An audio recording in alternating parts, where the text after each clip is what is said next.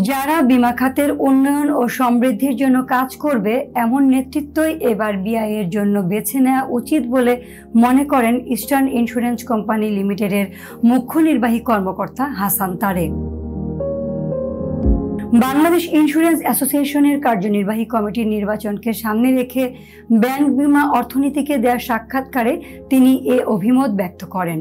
অনেকদিন পরে বিআই নির্বাচনটা অনুষ্ঠিত হতে যাচ্ছে। আমরা অত্যন্ত উৎসাহিত যে বোধ করছি যে আমরা এখন ইন্স্যুরেন্স ইন্ডাস্ট্রিতে ইন্স্যুরেন্স অ্যাসোসিয়েশন যে একটু শক্ত ভূমিকা রাখতে পারবে এই আশাবাদ নিয়েই কিন্তু আমরা এবার এই নির্বাচনটাকে কাজে লাগাতে চাই। ইন্স্যুরেন্স সেক্টরটাকে ডেভেলপ করতে গেলে ইন্স্যুরেন্স অ্যাসোসিয়েশনকে খুব কঠোরভাবে পরিশ্রমভাবে কাজ করতে হবে এবং ইন্স্যুরেন্স সেক্টর যদি সমৃদ্ধি লাভ করে অটোমেটিক্যালি জিডিপিতে গ্রোথ বৃদ্ধি পাবে।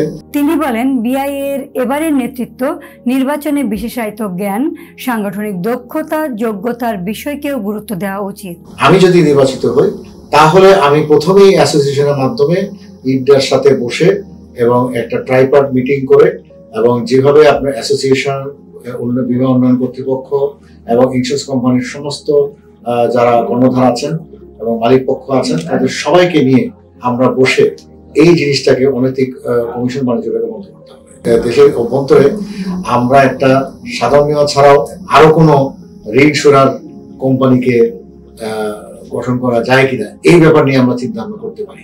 সাধারণ বীমার সাথে যদি দেশীয় ইন্স্যুরেন্স একটা পুল করতে পারি তাহলে দেশের টাকা দেশেই থেকে যাচ্ছে, আমার বাইরের ইন্স্যুরেন্স করার প্রয়োজনটা তখন হবে না। নির্বাচনে প্রার্থী হতে ইতিমধ্যে মনোনয়নপত্র জমা দিয়েছেন নন লাইফ বীমা খাতের অভিজ্ঞ এই মুখ্য নির্বাহী কর্মকর্তা।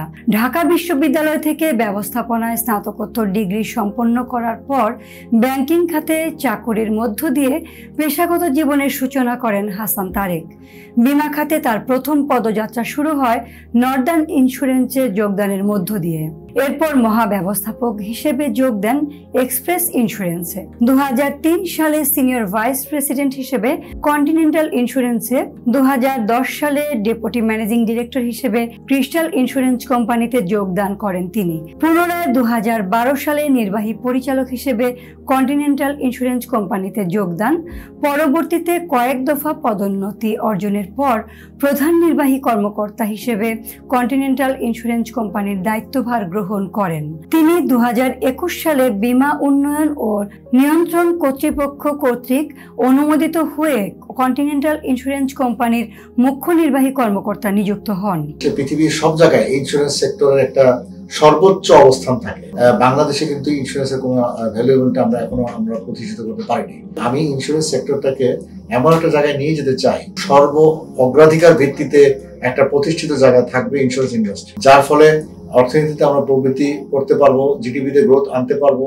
ইন্স্যুরেন্স পেনিট্রেশনটা যথাযথভাবে হচ্ছে না, এটাকে কেন হচ্ছে না সেটা কারণ অনুসন্ধান করে আমরা ইন্স্যুরেন্স ইন্ডাস্ট্রি থেকে সমস্ত অশুভ জিনিস দূর করে ইন্স্যুরেন্স সেক্টরটাকে আমরা সমৃদ্ধির চরম শিখরে নিয়ে যাওয়ার জন্য বদ্ধ করি। এরপর গত বছরের 1 অক্টোবর ইস্টার্ন ইন্স্যুরেন্স কোম্পানির মুখ্য নির্বাহী কর্মকর্তা পদে তার নিয়োগ অনুমোদন দেয় বীমা উন্নয়ন ও নিয়ন্ত্রণ কর্তৃপক্ষ।